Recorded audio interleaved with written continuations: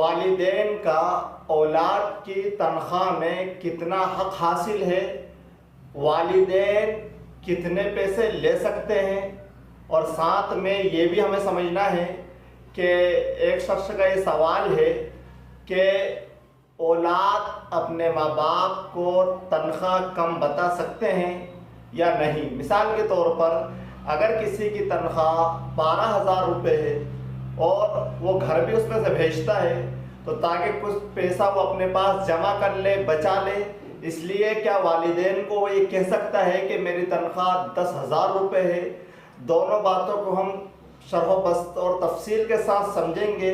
लेकिन इससे पहले मैं आपको हज़रत मुफ्ती मोहम्मद शफ़ी उस्मानी रहिमहुल्लाह ने मारिफुल कुरान के अंदर वक़वा रब्बुका अल्ला ताबुदु इल्ला इय्याह व बिल वालिदैनि इहसाना की तफसीर में हज़रत जाबिर बिन अब्दुल्लाह रज़ी अल्लाह तआला अन्हु के हवाले से एक रिवायत नकल की है कि एक बच्चा अल्लाह के रसूल अलैहिस्सलातु वस्सलाम के पास अपने वालिद की शिकायत लेकर आया और कहा कि मेरे वालिद मेरी तनख्वाह पर, मेरे कमाए हुए माल पर कब्ज़ा जमाते हैं और ज़रूरत से ज़्यादा ले लेते हैं और मुझसे माल का बार बार मुतालबा करते हैं। ये शिकायत लेकर जब अल्लाह के रसूल अलैहिस्सलातु वस्सलाम के पास आया तो अल्लाह के रसूल अलैहिस्सलातु वस्सलाम ने उसके वालिद को तलब किया, उसके वालिद को बुलाया, उसके वालिद को पास बुलाकर पूछा कि मामला क्या है। जब अल्लाह के रसूल अलैहिस्सलातु वस्सलाम का बुलावा उस तक पहुंचा और कहा कि आपको अल्लाह के रसूल अलैहिस्सलातु वस्सलाम तलब कर रहे हैं, बुला रहे हैं, वो तो टेंशन में आ गए। वो सोचने लगे कि आखिर मेरी कौन सी शिकायत दर्ज हो गई, क्या मामला पेश आया। तो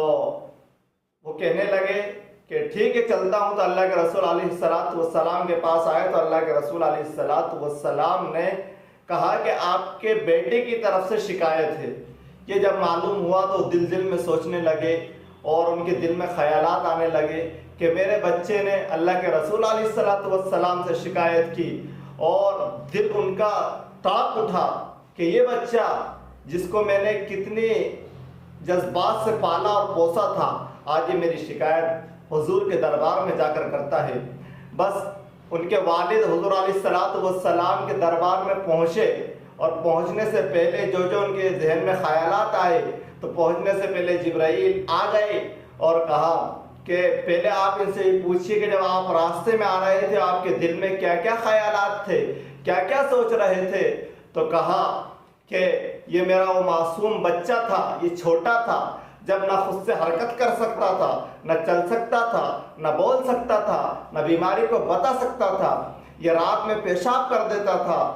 हम अल्फाज से एक दूसरे को कुछ नहीं कह पाते, लेकिन एहसासात से ही समझाते थे कि आज ये बच्चा है, आज ये नहीं सो पा रहा है, हम इसको सुलाते हैं, हम जागते हैं, कल इंशाअल्लाह हम नींद का सुरमा अपनी आंखों में भर लेंगे, आज इसकी आंख में भरते हैं, आज इसकी बीमारी का ख्याल कर रहे हैं, कल इंशाअल्लाह ये हमारी बीमारी का ख्याल करेगा, आज हम इसकी कफालत कर रहे हैं, कल ये हमारी कफालत करेगा, आज हम इसको अच्छा पाल पोस रहे हैं तो कल कोई हमें पाल पोसेगा, हमारा बुढ़ापे का सहारा बनेगा,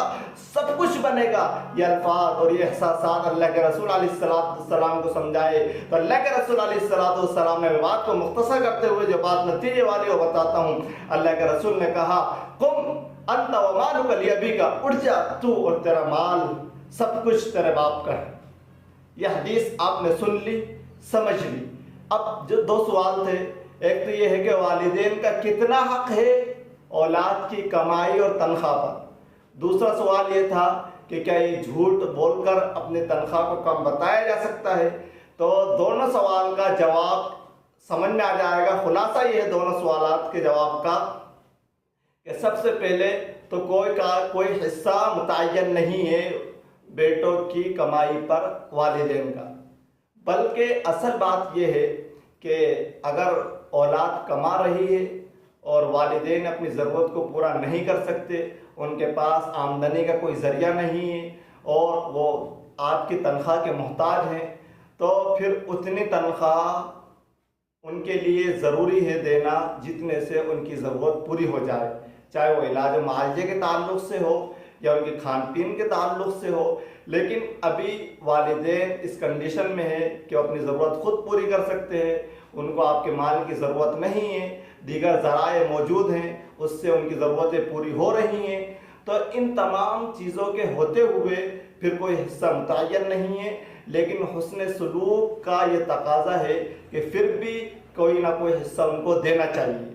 और देना उनका हक है, ये हमारी जिम्मेदारी है। इसलिए कि इतने सब उन्होंने हमारे साथ किया है, जिम्मेदारी से हट के कुछ एहसानात के कबील से बहुत सारी चीज़ हमारे साथ उन्होंने की हैं। चाहते तो हम इतना पढ़ाकर लिखाकर इस मकाम तक न पहुंचाते, थोड़ा बहुत पढ़ाकर कोई डिग्री न दिलवाते और काम धंधा सिखा देते। आज हमारी ज़िंदगी में जो कुछ सुकून है और ये सब उन्हीं की वजह से है, ज़ाहिरी सबब वही बने हैं, बाकी मुकद्दर तो अल्लाह ही का होता है। दूसरा ये है कि कम तनख्वाह बताई जा सकती है, तो कम तनख्वाह नहीं बता सकते, ये झूठ है, और झूठ बोलना अलग गुनाह है। अगर हमारी ज़रूरत पूरी नहीं हो रही, हमें लगता है कि अगर हमारे 12,000 में से 6,000 मांग रहे हैं और 6,000 में हमारा काम नहीं चल रहा है, तो आप साफ लफ्ज़ों में कह दीजिए कि हमारी तनख्वाह 12,000 है, लेकिन हम आपको सिर्फ 4,000 देंगे, बाकी के 8,000 हमें रखना पड़ेंगे, इसलिए कि हमारे दीगर अखराजात हैं। उम्मीद करता हूँ बात समझ में आ गई होगी। अल्लाह ताला अमल की तौफीक इनायत फरमाए। वमा अलैना इल्लल बलाग।